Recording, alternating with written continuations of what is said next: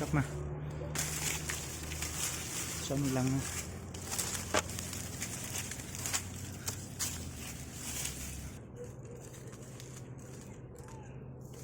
มันได้จ้ะมัน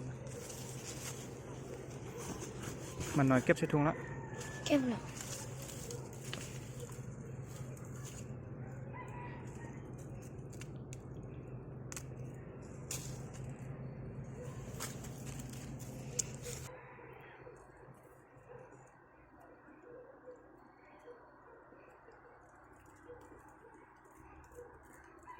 ใช้กับงู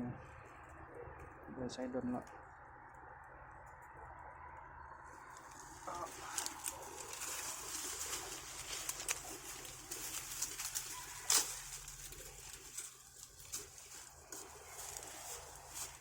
ตอกใหม่ตอกลักเลย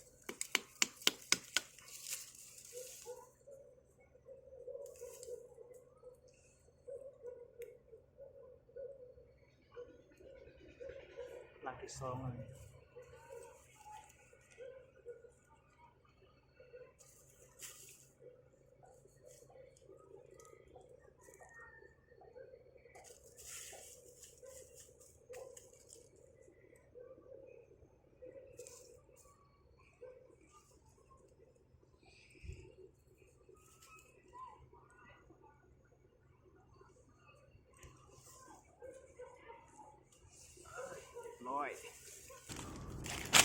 บีมานี่บีโอ้หูนูเรียบร้อยคืนนี้ใส่ในลังหนึ่ง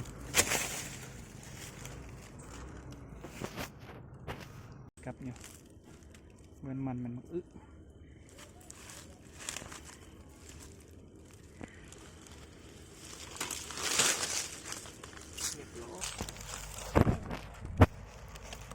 กับใส่ยูฮูนูนี่เลย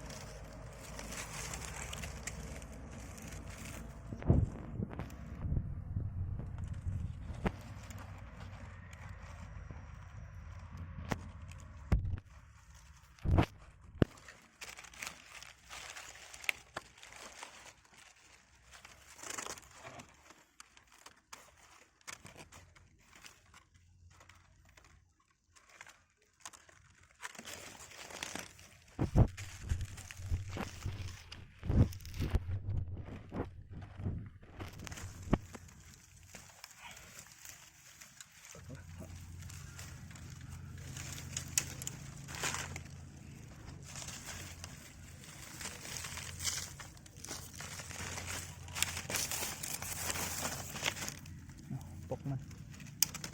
หน่อยนึงบ่อยมันเห็นกับ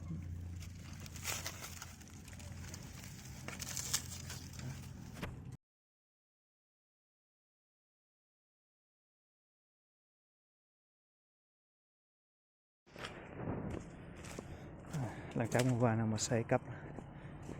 มือมายามเบิ้งถือผู้ถือกับมี8 ลัง 7 ลัง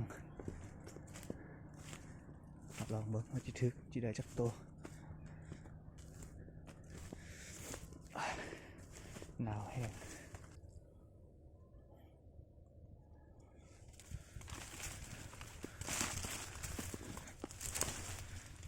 โอ้โหถือลังนี้นะ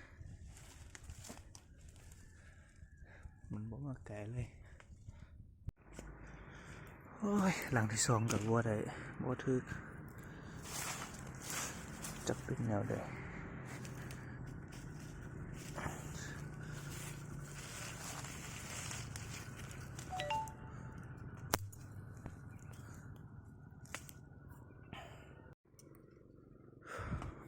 บ่ถึกจักหลักโอ้ยเศร้ามันแก่แล้วบ่ถึก